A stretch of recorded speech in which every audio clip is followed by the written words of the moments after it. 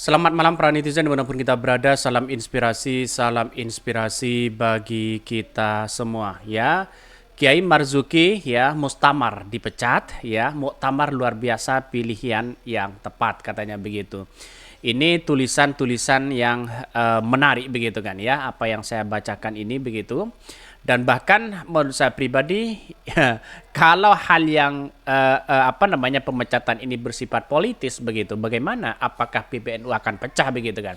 Banyak orang yang mengatakan ya tidak mungkinlah satu sisi ya, kalau toh pada hakikatnya demi konflik ya, kepentingan di situ begitu kan, bukan tidak mungkin semuanya itu bisa dipecah sana sini begitu kan. Ada yang mengatakan dari Gus Salam wah ini bersifat politis katanya begitu ya. Bahkan Kiai Sepuh yang mendedikasikan ya seluruh hidupnya ya untuk warga NU dipermainkan katanya. Siapa yang tidak kenal dengan profil Kiai Marzuki Mustamar ya, yang seluruh kehidupannya dedikasikan ya untuk perjuangan. Hanya karena perbedaan pilihan, maka kemudian politik itu ya menyumbat jalan pengabdian mereka. Kiai Marzuki Mustamar itu memberikan dukungan yang sangat luar biasa, penuh ya kepada nomor urut 1, yaitu kepada Anies Baswedan ya, kepada Anies Baswedan dan Muhaimin Iskandar dengan segmen kampanye komunitas santri. Terus kemudian ia menyebutkan bahwa beberapa nama pesantren yang dapat yang dijadikan rujukan antara lain adalah Peloso ya, Lirboyo, terus kemudian Sarang, Tegal Rejo, Sidogiri, dan Gasek Malang ya.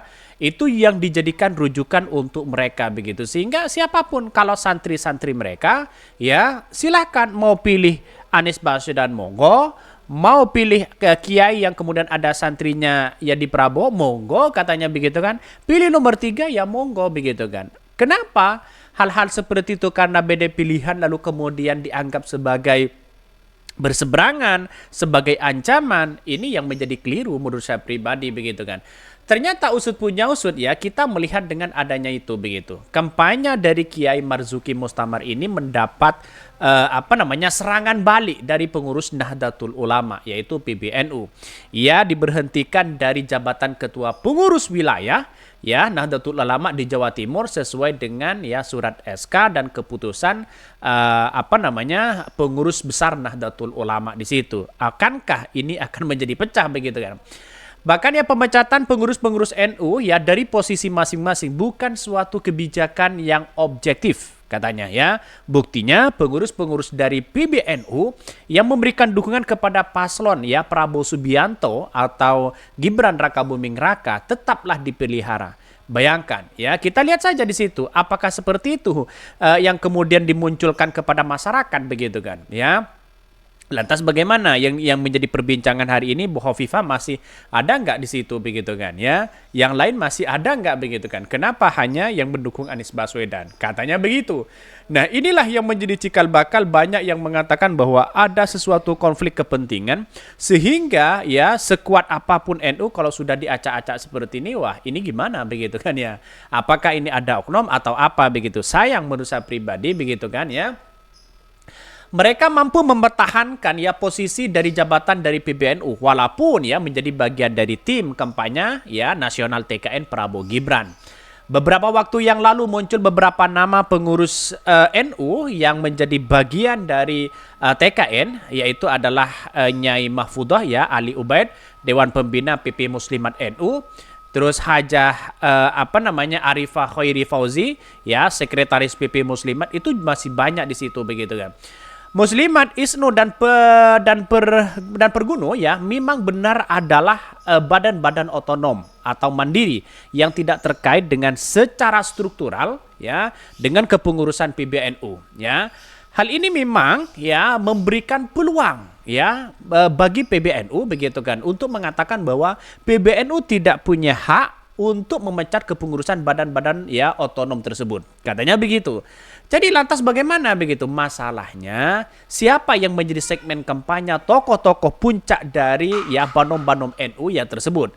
Tentu ini jawabannya sama saja, yaitu warga Nahdliyin di situ begitu kan. Tokoh-tokoh PBNU bisa saja di permukaan menampilkan wajah ya netralitas, tetapi di belakang bermain bersama para tokoh-tokoh dari banom-banom ya, banom-banomnya untuk mendukung Prabowo Gibran. Bisa saja seperti itu begitu kan. Ini menarik begitu. Akankah ini menjadi pertanda ada sesuatu yang kemudian kepentingan-kepentingan itu begitu kan, kepentingan politik atau apa begitu kan. Tapi yang jelas saya mengatakan bahwa kenapa sih kok hari ini saja begitu kan, ya di zamannya Pak Akil Siraj sebagai Kiai Akil Siraj mendukung si A si B si C, malah justru silahkan pilih. Toh pada hakikatnya itu justru dia senang ada warga NU yang berada di di setiap paslon. Karena sebagai kontrol katanya begitu. Jadi artinya apa? Artinya kalau kita melihat rujuk hari ini, wah ini kan sudah agak kelihatan begitu kan ya.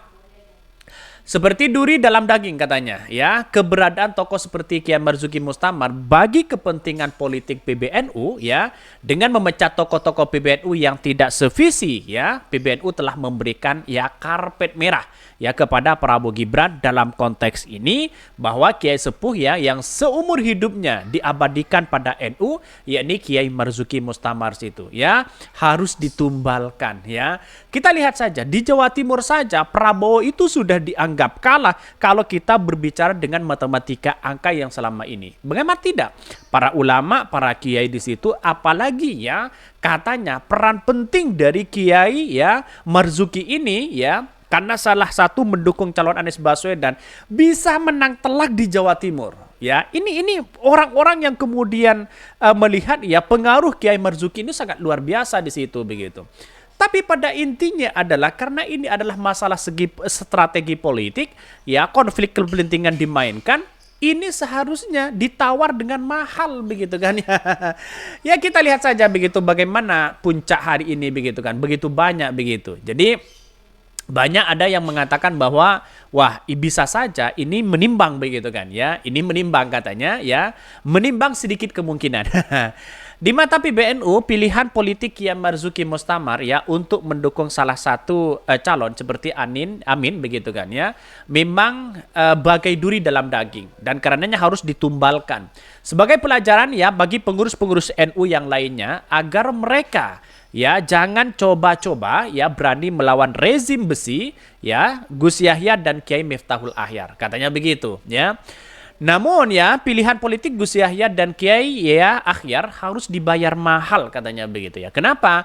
Bagaimanapun kepemimpinan ya Kiai Marzuki Mustamar sangat mengakar dengan basis massa yang begitu besar di tingkat-tingkat cabang PCNU, dan sedikit koordinasi dengan PC-PCNU dapat melahirkan gelombang massa yang besar, bahkan bisa mengalahkan gerakan-gerakan tokoh Banom NU. Nah, inilah menjadi catatan penting begitu kan.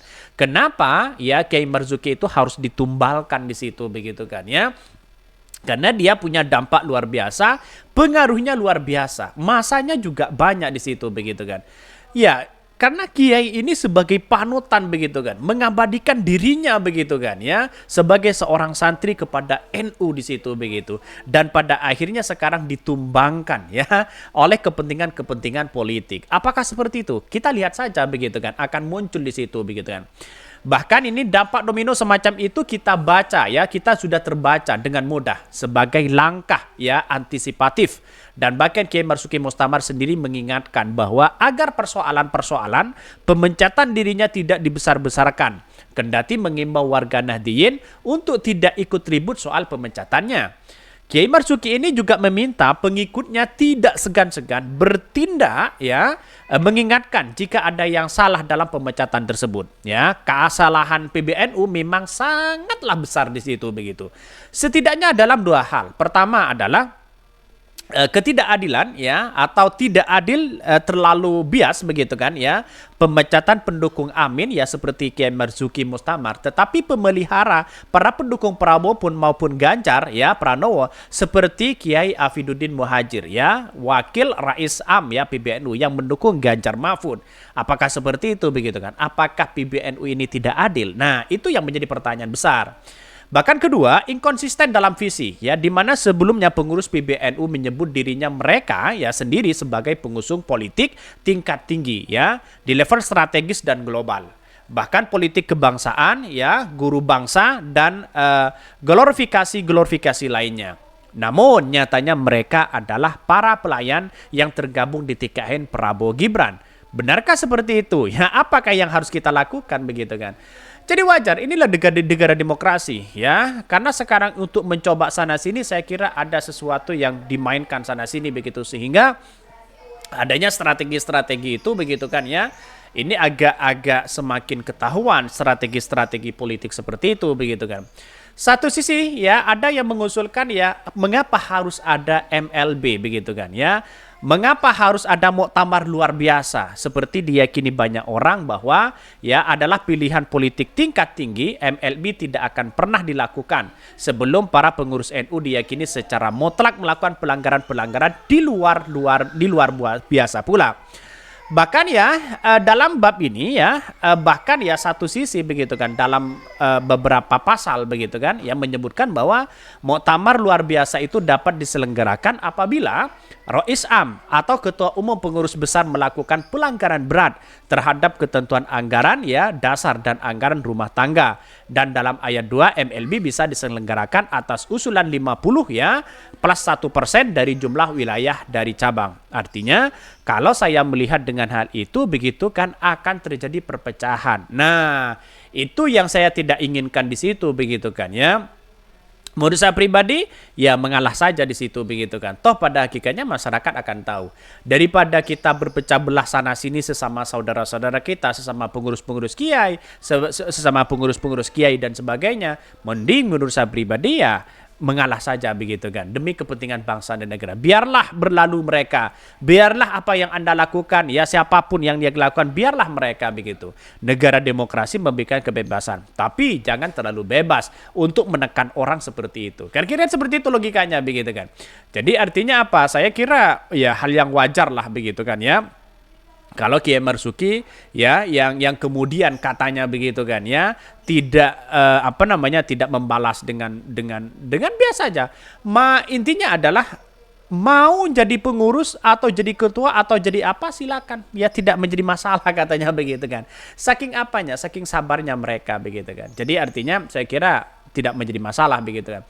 Oke, mungkin itu yang kami sampaikan, ya. Tonton terus channel Hodari Podcast Rakyat ini karena ada berita-berita menarik dan viral setiap harinya. Salam para netizen. Salam inspirasi bagi kita semua. Jangan lupa di subscribe channel YouTube Hodari Podcast Rakyat ini.